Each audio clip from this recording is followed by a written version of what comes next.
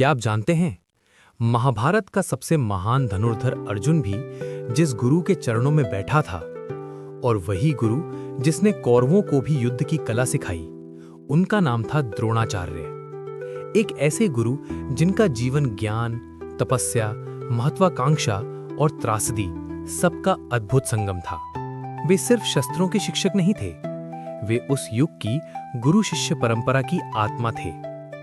लेकिन सवाल यह है, क्या द्रोणाचार्य एक आदर्श गुरु थे, या वे अपने ही सिद्धांतों में उलझ गए? और क्या एक गुरु का धर्म सिर्फ ज्ञान देना होता है, या न्याय भी? आज की इस वीडियो में हम जानेंगे द्रोणाचार्य का जन्म, उनका संघर्ष, उनका गुरु बनना, एकलव्य की कहानी, अर्जुन से उनका प्रेम और अंत में उनका दुखद पतन। तो चलिए महाभारत के सबसे विवादास्पद गुरु की कहानी शुरू करते हैं। तो दोस्तों, द्रोणाचार्य का जन्म एक महान ऋषि भरद्वाज के घर हुआ। कहा जाता है कि उनका जन्म एक द्रोण यानी कटोरे से हुआ। इसी कारण उनका नाम पड़ा द्रोण। बचपन से ही वे असाधारण बुद्धि और तीव्र स्मरण शक्ति के धनी थे।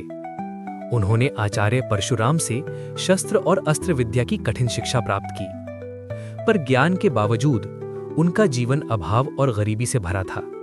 द्रोणाचार्य और पांचाल नरेश द्रुपद बचपन के मित्र थे। द्रुपद ने कभी कहा था, जब मैं राजा बनूंगा तो आधा राज्य तुम्हारा होगा। लेकिन समय बदला, द्रुपद राजा बन गए और द्रोणाचार्य गरीब ब्राह्मण ही रह गए। जब द्रोण अपने मित्र के पास सहायता मांगने पहुंचे तो द्रुपद ने उनका अपमान कर दिया। यहीं से द्रोणाचार्य के जीवन में प्रतिशोध का बीज बोया गया। द्रोणाचार्य हस्तिनापुर पहुंचे और उन्हें कौरवों और पांडवों का गुरु नियुक्त किया गया। उनके शिष्य थे अर्जुन, भीम, युधिष्ठिर, दुर्योधन, कर्ण कुछ समय के लिए। लेकिन अर्जुन द्रोणाचार्य का सबसे प्रिय शिष्य था।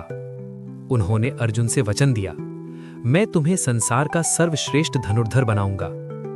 द्रोणाचार्य की शिक्षा सिर्फ अभ्यास नहीं, एकाग्रता और अनुशासन पर आधारित थी। मछली की आंख का प्रसिद्ध प्रसंग आज भी सिखाता है कि सफलता उन्हीं को मिलती है जो लक्ष्य के अलावा कुछ नहीं देखते। अब आती है द्रोणाचार्य के जीवन की सबसे विवादास्पद कहानी, एकलव्य। एक निषाद राजकुमार द्रोणाचार्य से शिक्षा चाहता था। जाति के कारण द्रोणाचार्य ने उसे शिष्य स्वीकार नहीं किया। लेकिन एकलव्य ने द्रोणाचार्य की मूर्ति बनाकर स्वयं अभ्यास किया और एक महान धनुर्धर बन गया। जब द्रोणाचार्य को यह पता चला तो उन्होंने गुरु दक्षिणा में एकलव्य का अंगूठा मांग लिया। एकलव्य ने बिना प्रश्न किए अपना अंगूठा काट कर दे दिया। यह प्रश्न आज भी जीवित है, क्या यह गुरु धर्म था या अर्जुन को श्रेष्ठ बनाए रखने की जिद? महाभारत युद्ध में द्रोणाचार्य कौरवों की ओर से लड़े।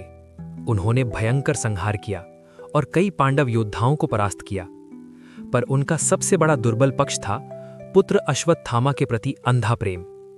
जब युधिष्ठिर से कहलवाया गया कि अश्वत्थामा मारा गया है, द्रोणाचार्य का मन टूट गया।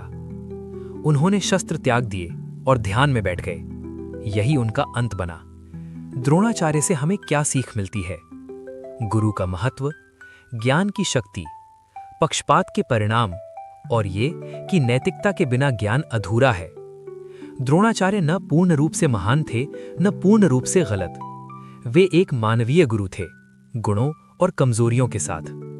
द्रोणाचार्य की कहानी हमें सिखाती है कि गुरु होना केवल सिखाना नहीं, बल्कि न्याय करना भी है।